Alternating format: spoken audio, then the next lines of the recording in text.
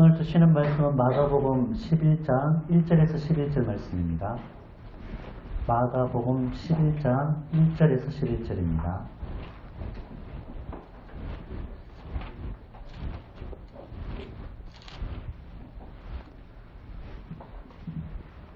우리 한 목소리로 교독하겠습니다.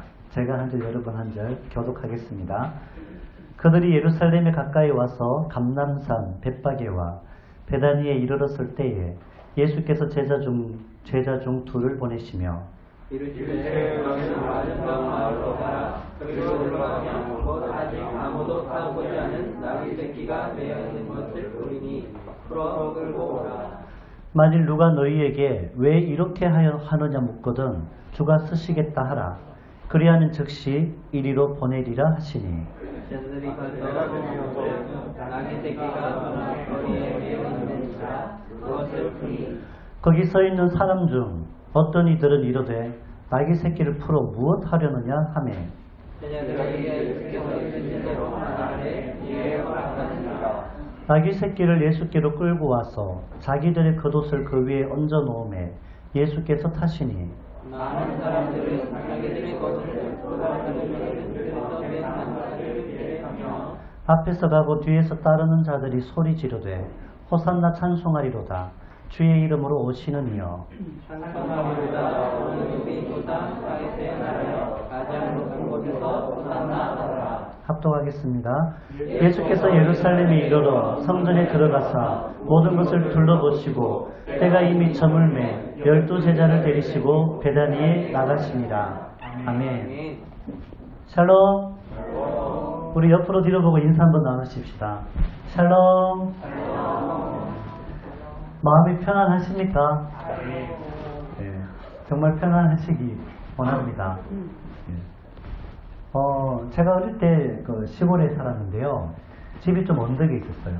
언덕에 있어서 제가 잘 놀고 다녔던 그 길이 저희 집 높은 언덕에서 보면 한눈에 다 들여다 보여요. 먼저 멀리 바라다 보면 하늘과 바다가 맞던 수평선이 쫙 멀리 보이고요. 그 수평선 안쪽으로 제가 자주 다녔던 방파제가 있어요. 낚시도 하고 거기서 애들이랑 막 크게 소리 지르면서 노래도 하고 그랬던 그 방파제가 있고 조금 더 안으로 들어오면 항구에 고깃배들이 정박해 있는 그 모습들이 보여요. 그리고 조금 더 들어오면은 회센터들이 여기저기 절비하게 늘어져 있고 조금 더 올라오게 되면 주택가가 있고 거기에서 오르막을 쫙 걸어 올라오다 보면 저희 집이 있어요. 제가 가끔 언덕 위에서 저희 집에서 아래를 내려다 보면 그 동선을 그려보면서 저기에서 어떤 일이 있었었고 여기에서 어떤 일이 있었었고 이것을 제가 회상하면서 그때의 일들을 흐뭇하게 기억했던 그런 어린 시절이 있었습니다. 오늘 본문 말씀을 보면은요, 예루살렘에 가까운 세 장소가 소개되고 있습니다. 그 세 장소가 어디냐 하면 1절 말씀 같이 한번 읽어보겠습니다. 시작.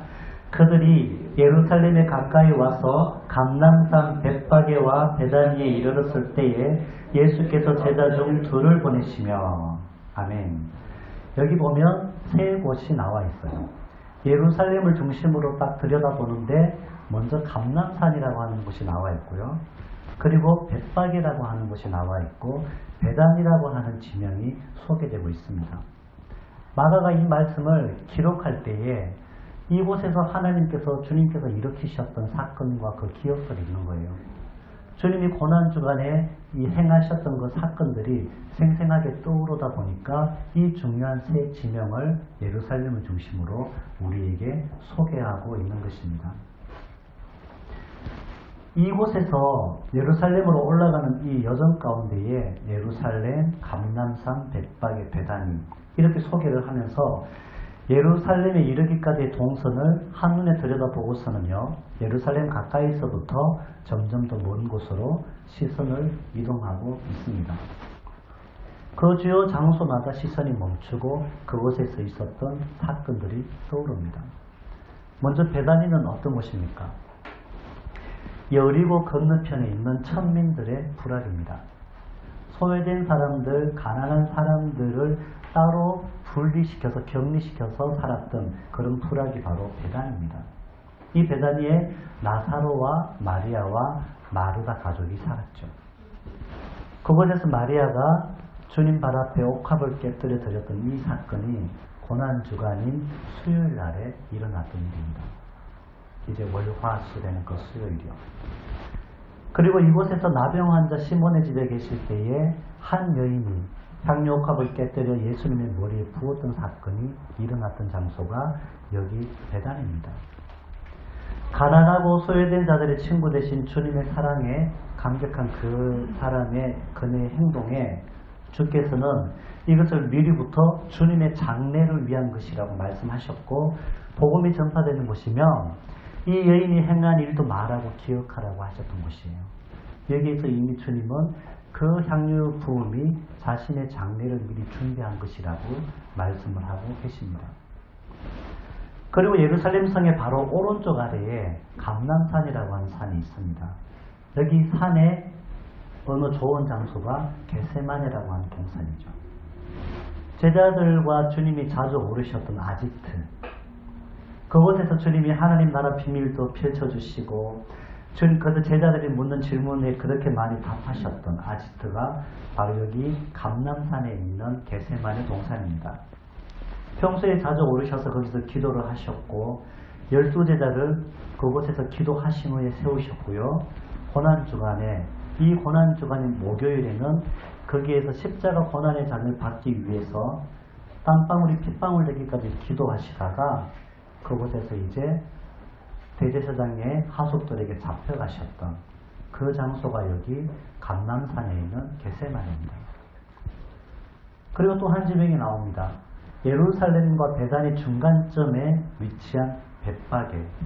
이 벳바게를 중심으로 오늘 사건들이 펼쳐지게 됩니다. 고난주간의 시작을 알리는 예루살렘 입성을 위해서 주님께서는요, 제자 둘을 보내어 나귀 새끼를 준비하게 하신 그 마을이 바로 여기 벳바게입니다. 이 사건이 2000년 전 바로 오늘 일어났던 사건이죠. 주님께서 제자들과 머물러 계셨던 그 마을의 맞은편으로 가서 아직도 아무도 타보지 않은 나귀 새끼가 묶여있는 것을 보고 그것을 풀고 끌고 오라고 말씀을 하시죠.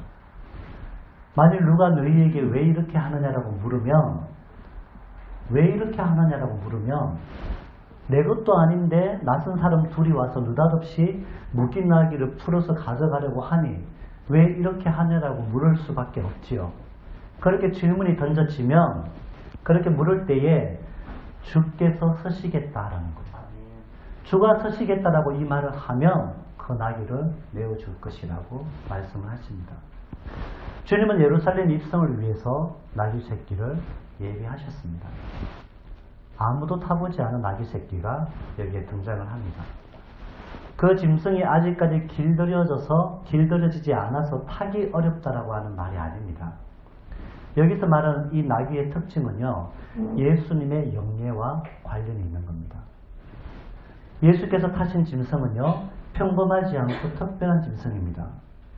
어떤 면에서는 지금까지 아무도 타지 않은 짐승이라고 하는 이 말의 뜻은 특별한 용도를 위해서 마련해둔 짐승이라고 하는 의미를 담고 있더라는 거죠. 유대교의 율법을 문서화하는 것을 보고 우리가 미시나라고 얘기합니다. 이 미시나의 내용에 보면은 왕이 타는 짐승은 아무도 타서는 안 된다라고 하는 기록이 있어요. 이런 의미에서 주님이 예비하시고 가져오라고 말씀하셨던 아무도 타지 않았던 나귀 새끼는 어떤 용도로 서임받는다는 것을 우리가 알 수가 있죠. 왕이 타시기 위해서 준비되었던 나귀 새끼라는 이야기죠. 주께서 서시겠다 하라. 이 짐승의 주인은 나귀를 기르고 구별하였는데, 그런데 그가 주인이 아니라 이제 그가 주님께 내어드린 이상 이것은 더 이상 그 주인이 주님이시라는 사실이죠. 하나님의 권세로 예수께서 말씀하시고 행동하심으로 사람들이 그 짐승을 왜 끌고 가느냐라고 물었을 때에 주가 서시겠다라고 말했을 때 그들이 기꺼이 주님께 내어드렸다라는 사실입니다. 짐승은 예수님을 따른 어떤 사람의 소유였습니다. 누구도 태우지 않고 구별하여서 곱게 키우고 길렀던 나귀 새끼인데 주님이 원하셨을 때 그는 그것의 주인이 주님이심을 시인하며 온전히 내어드렸다는 사실이죠. 주께서 그것을 필요로 하신다. 주께 드림이 되었다라고 하는 말을 고르반이라고 얘기합니다. 장로들의 전통으로 고르반을 악용을 했죠. 하나님께 사용하시도록 드려진 물건이라고 하는 의미가 담겨있는 이 고르반을 가지고 그렇게 내어드린 이상 더 이상 내 것이 아니에요. 내가 그것에 대한 어떤 권리를 주장할 수 없다라는 말이거든요. 그런데 왜 교회에서 다툼이나 갈등이 일어나는 이유 중에 한 가지가 뭐냐면요. 내 것을 주께 드린 바 되었음에도 불구하고 여전히 내가 그것에 대한 권리를 주장하기 때문이에요. 그것을 주님께 내어드렸음에도 불구하고 그것을 매개로 내 목소리를 높이기 때문이에요. 그것을 통해 가지고 내 입지를 다지려는 도구로 사용하기 때문이 이 바르게 드려진 고르반이 아니라는 얘기를 우리에게 알려주는 겁니다. 주의 말씀은 그렇지 않습니다. 이미 주님께 드린 바 되었다면 더 이상 그것은 내 것이 아닌 거예요. 내가 그것에 대해서 영향력을 행사하는 게 아니에요. 온전히 하나님께서 마음껏 쓰시도록 내어드린 바 되는 이러한 참된 고르반이 우리 미가교회 성도들의 삶 가운데에 회복되기를 소망합니다. 예수님 당시에 이 고르반을 악용했던 사례가 있습니다. 내 부모를 섬기는데 이 부모가 나를 기르고 먹이고 양육하고 세웠는데 부모가 노쇠하고 연로해지고 병약해지니 이제 더 이상 부모를 내가 봉양하고 싶지 않은 거예요. 부모를 봉양하는데 들여질 그 많은 물질들, 이게 아까운 거예요. 그래서 성전과 결탁해서 자신의 모든 소유를 성전에 고르반해버립니다. 이것만 보면 되게 은혜되죠. 그게 서기관이랑 내통해서 작전을 짜는 거예요. 그렇게 자기의 소유를 다 그렇게 맡겨놓고 고르반해서 나는 소유가 없다고 하고 부모를 돌보지 않아요. 그렇게 하다가 부모가 병약해서 죽잖아요. 부모가 죽게 되면 그렇게 계약한 그에게 다시 자신의 소유를 찾아오는 거예요. 그리고 그 중에 일부를 고맙다는 의미로 사례를 표하는 이런 식의 고르반이 예루살렘에 관행적으로 일어났다는 얘기예요. 주님께서 그것 때문에 분노하셨잖아요. 오늘날 우리가 주를 섬기고 예배하고 나누고 하나님께 드릴 때에 내가 쓰다가 낡거나 아니면 내가 쓰던 이것보다 내가 더 좋은 것을 바꾸기 위해서 새 것을 내가 취하고 이 낡아진 것, 오래된 것을 처분할 데가 없어서 교회에 내어놓는 이런 것들은 하나님께서 기뻐하시는 게 아닙니다. 가장 구별된 것들, 하나님께서 가장 기뻐하시는 것들, 내가 봐도 아깝고 좋은 것들을 진정으로 드리겠다면 하나님께 드릴 수 있는 우리가 되기 바랍니다. 이런 참된 고르반이 우리의 삶 가운데 회복될 수 있기를 바랍니다. 왕 대신 주님께 드림이 된다는 것이 이런 의미가 아닐까요? 이것은 주께 드린다는 것이 무엇인지 그 의미를 아는 사람들만이 할 수가 있습니다. 이미 구별하여 주께 드리기로 준비된 나귀 새끼입니다. 누구도 타지 않은 구별된 그 나귀 위에 주께서 타셔서 예루살렘으로 들어가십니다. 나귀 새끼에 얹은 겉옷들은 안장을 대신합니다. 나귀 새끼에 겉옷을 입혔습니다. 왜 그렇게 했을까요? 일반적으로 예루살렘으로 여행하고 예배하러 다니던 순례자들은요, 나귀를 타고 예루살렘에 들어가지 않습니다. 순례의 최종 단계는 직접 자기 발로 예루살렘에 걸어 들어가는 것으로 끝나는 거예요. 그런데 주님은 나귀 새끼를 타고 들어가셨어요. 예수께서는요, 아무도 타지 않은 나귀 새끼를 타고 들어가셨는데 이것은 무엇을 의미하냐면 왕의 대관식이라고 하는 걸 의미하죠.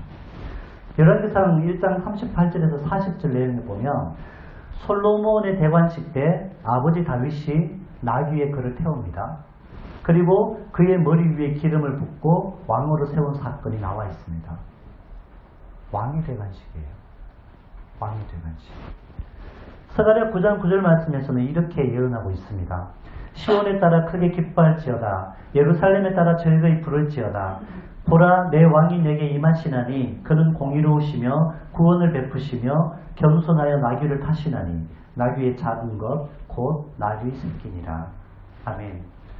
왕 대신 주님이 예루살렘으로 입성하시는데 나귀 새끼를 타고 들어가신다라고 이미 예언을 하고 있습니다. 나귀 새끼에게는 이러한 의미가 있습니다.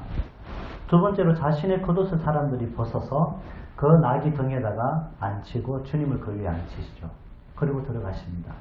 주님이 들어가는 길마다 무엇을 까냐 하면 자신들이 입었던 겉옷을 벗어서 펼쳐서 바닥에 깔고 주님이 나귀와 함께 들어가도록 하십니다.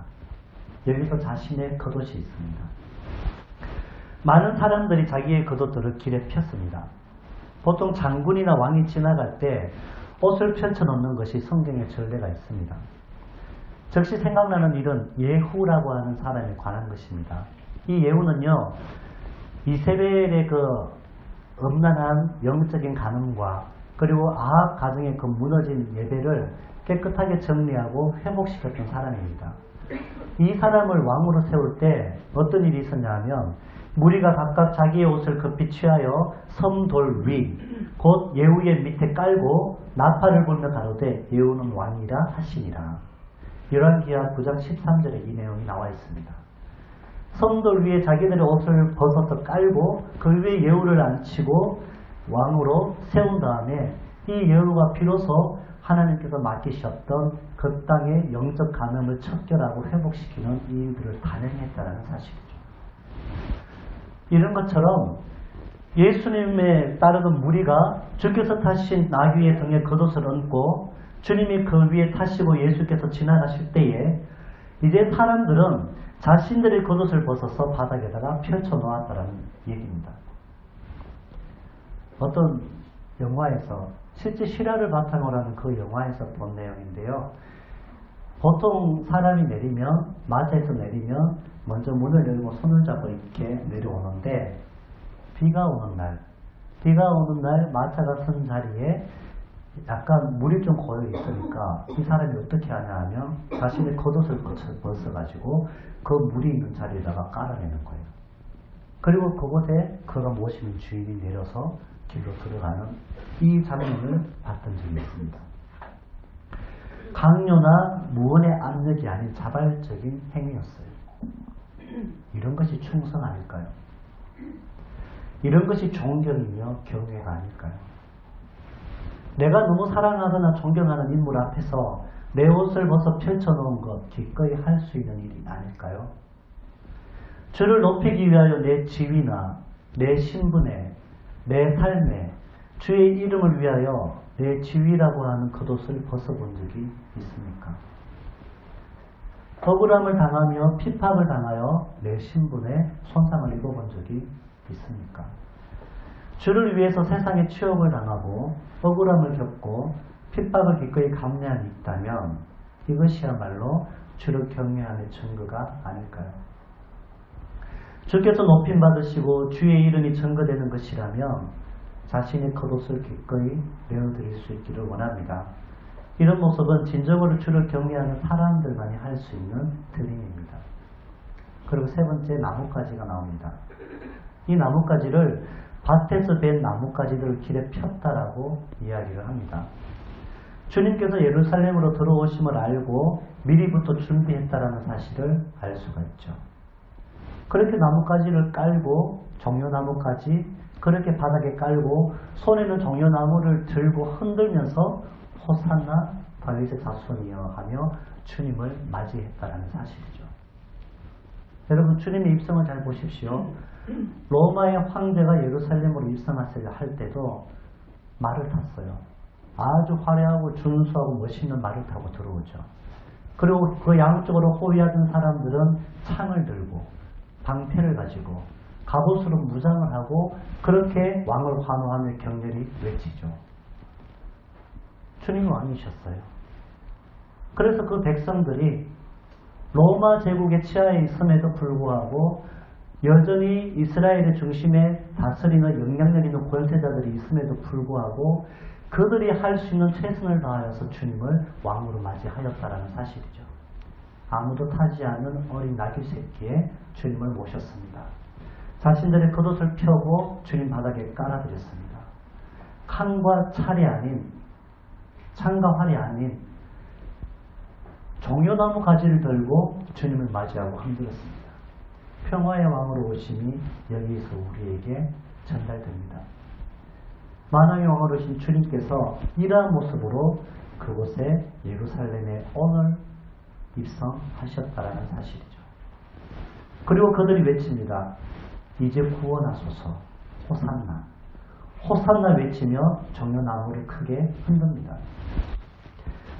예수님은 겉옷을 등에 깐 나귀 새끼에 오르시고 제자들과 무리 드는 행렬을 이루어서 옷과 나뭇가지들을 길에 펴며 종려나무 가지를 손에 들고 흔들며 호산나 찬송하리로다. 오는 다윗의 나라여라고 외치는 가운데에 예수님과 제자들은 왕의 도시인 예루살렘으로 입성하십니다. 소리쳐 찬송함으로 영원한 하나님 나라 왕의 대관식은 최절정을 이루게 됩니다. 누구는 미리부터 구별하고 준비한 나귀 새끼를 주께서 서시겠다 할 때 기꺼이 내어드렸습니다.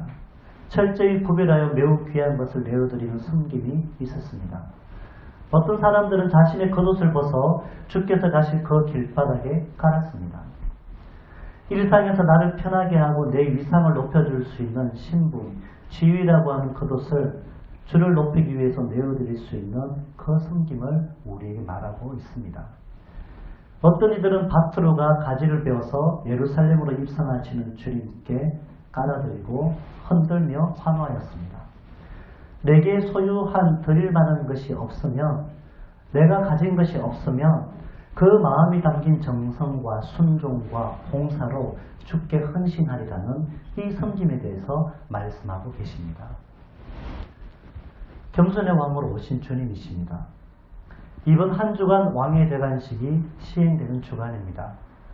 오늘 누구도 타지 않은 나귀 새끼에 그들의 겉옷을 깔고 길에 겉옷과 풀을 깔고 종려가지를 흔들며 왕의 입성을 환영하였고, 그리고 수요일이 되면 그의 머리에 기름이 부어집니다. 한 여인을 통해서. 그리고 금요일에 드디어 주님이 높이 오르셨습니다. 겸손의 왕이시기에 가장 낮은 곳인 십자가 형틀에 오르셔서 자기 백성들을 죄에서 살리시기 위해 생명을 내어주십니다. 왕이신 주님 앞에 내가 구별하여 아끼고 귀히 여기던 것, 나를 편하고 안정감 있게 해주던 외적인 조건들, 드릴 것 없어도 주를 향한 헌신과 순종과 봉사로 왕 대신 주를 경외하는 우리의 삶이 될 수 있기를 간절히 소망합니다. 제가 시를 하나만 읽어드리겠습니다. 여기 교회 앞에, 주보 앞에 썼던 시입니다. 순종, 혈육, 끊을 수 없는 정이라 했던가. 그런데 아버지가 등을 돌렸다. 아들이 가장 힘들 때. 연인, 잠시도 눈을 뗄 수 없는 관계라 했던가. 그런데 내가 시선을 돌렸다. 그가 가장 아플 때. 아버지도 나도 모두 뜨는 그곳에 홀로 그는 높이 오르셨다. 십자가 위로. 주님의 왕의 대관식은 그 최절정이 십자가였습니다.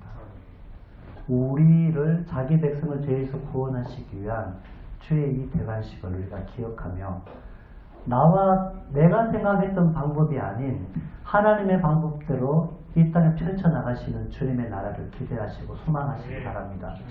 이제 우리가 맞이할 주님은, 이제 우리가 경외함을 가지고 맞이하고 드려질 주님은 다시 오실 왕이십니다.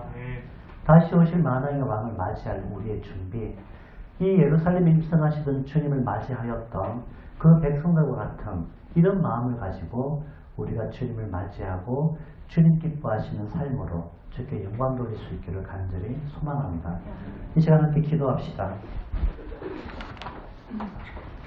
하나님, 우리의 마음이 참으로 주님의 이 땅에 오심의 의미를 바로 알기 원합니다. 예루살렘에 입성하셨던 그 주님의 마음, 그 처절한 십자가를 지기 위한 결단, 아무것도 알지 못하는 백성들의 열렬한 환호와 함성, 주님께서 그 낮은 자리에 걸어 들어가시며 그곳에 들어가시며 십자가 사랑을 우리에게 완성하신 사건, 이 일을 이루시기 위하여 오늘 이 시간 2000년 전 나귀 새끼를 타고 사람들의 겉옷을 깔고 그들이 흔드는 나뭇가지의 환호를 받으며 예루살렘으로 들어가셨습니다. 우리는 이제 알잖아요. 주님 왜 그렇게 하셨는지 이미 경험하고 있잖아요. 그 구원의 기쁨과 감격을 갖고 살고 있잖아요. 주님 이제 다시 오실 주님을 우리가 그때 그들의 그 마음을 가지고 주님을 섬기겠습니다. 주님의 길을 따르겠습니다. 만왕의 왕 대신 다시 오실 주님을 우리가 기다리겠습니다. 하나님, 내가 그렇게 구별하여 소중히 여겼던 것 기꺼이 주님께 내어드릴 수 있게 하시고 나의 안정감을 주었던 외적인 조건들 주님께 내어드릴 수 있는 결단이 있게 하시고 헌신과 순종과 섬김으로 주님께 드려지는 삶이 하여 주옵소서. 우리 주여 한번 외치고 다 같이 기도하겠습니다. 주여! 하나님 감사합니다. 오늘도 하나님께서 우리 가운데 가하심을 믿습니다. 하나님, 우리가 다시 오실 주님, 만왕의 왕 되신 주님을 어떤 모습으로 맞이해야 할 것인지 오늘 주시는 말씀을 통하여 알게 하셨습니다. 내가 그렇게 구별하여 기르고 소중하게 여기고 하셨던 것을 주가 쓰시겠다라고 말씀하실 때에 주님 여기 있습니다, 주님 기꺼이 드리겠습니다라는 마음으로 내어놓던 그 마음을 우리가 배우기 원합니다. 하나님, 내가 입고 있던 그도 나를 안정감 있게 하고 나를 편안하게 해주었던 그 외적인 조건과 신분과 나의 어떤 환경들 주님께서 쓰시겠다 하면, 주님을 원하신다면 우리가 기쁨으로 내어놓을 수 있는, 내어드릴 수 있는 그러한 섬김이 우리의 삶 가운데 일어나게 하여 주시옵소서. 하나님, 우리에게 드릴 것이 없습니까? 내가 너무 비천한 자입니까? 내가 가진 것이 너무 없습니까? 누군가의 도움을 필요로 해야 되는 연약한 자입니까? 그렇다 할지라도 하나님, 우리에게 섬김과 나눔과 봉사와 우리의 삶을 주님께 아끼지 아니하고 드릴 수 있는 이러한 헌신과 순종이 있기를 원합니다. 하나님, 예루살렘으로 입성하신 주님을 그렇게 기뻐하며 열렬히 환호하며 주여 우리를 구원하소서 호산나 외쳤던 그들의 간절한 바람과 소망을, 그들의 간절한 기대와 소망이 주님께서 묵묵하게 십자가에 오르셔서 성취하고 이루신 것처럼, 비록 그들의 방법이 아니었으나, 비록 백성들의 방법과 소망이 아니었으나 하나님의 방법대로 철저하게 낮아지시고 죽으심으로 말미암아 우리에게 영원한 소망을 주신 그 주님의 사랑을 생각하며 우리가 다시 오실 만왕의 왕 예수 그리스도를 준비하며 예수 그리스도를 기다리는 삶을 살게 하여 주시옵소서. 하나님이 이 한 주간 주님이 십자가에 오르시기 위하여 만왕의 왕으로 우리를 구원하시기 위한 십자가 죽음을 성취하셨던 이 한 주간입니다. 하나님, 우리의 삶을 구별하게 하시옵소서. 우리의 마음을 구별하며 우리의 은행을 구별하며 우리의 삶을 주님께 온전히 드릴 수 있는 이 시간들 되게 하시고 십자가 오르신 주님을 따라가는 삶과 결단과 순종이 있는 이번 한 주간 되게 하셔서 이 한 주간 동안 더욱더 주님을 깊이 만나게 하시고 더욱더 주님의 뜨거운 사랑을 고백하게 하시고 그 사랑 앞에 온전히 내어드린 바 되어지는 우리들의 삶과 순종과 결단이 헌신이 있게 하여 주시옵소서. 하나님 감사합니다. 왕이 오셨습니다. 왕의 대관식을 열렬히 환영하던 그 백성들처럼 화려하진 않지만 강압적인 것도 없지만 주님께서 주신 것들을 최선을 다해서 주님께 내어드린 그 백성들의 마음을 우리가 닮아가게 하시고 그들처럼 우리의 것들 만왕의 왕이신 주님을 위하여 기꺼이 내어드릴 수 있는 순종과 헌신과 섬김이 있게 하여 주시옵소서. 이 한 주간 주님을 더 깊이 묵상하게 하옵소서. 이 한 주간 주님의 고난에 동참하며 주님의 청량할 수 없는 그 사랑에 우리의 삶으로 고백하고 반응하는 시간들 되게 하셔서 다시 오실 만왕의 왕 되신 주님을 기다리며 준비하는 우리의 삶과 우리의 마음들이 되게 하여 주시옵소서. 이 땅에 섬김으로 오셔서 우리의 죄를 사하여 주신 우리 주 예수님 이름으로 간절히 기도드립니다.